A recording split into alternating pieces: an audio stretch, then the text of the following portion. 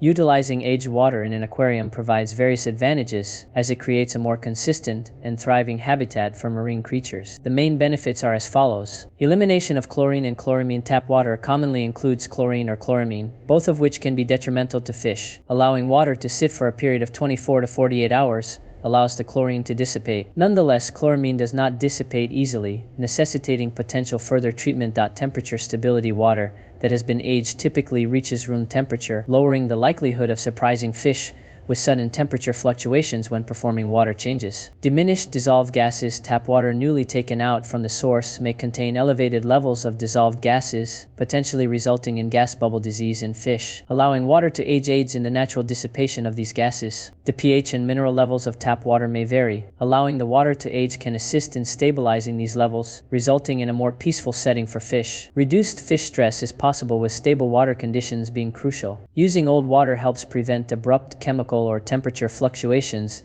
that may cause discomfort to the aquatic creatures. This is especially advantageous for aquariums dependent on biological filtration or housing delicate fish species.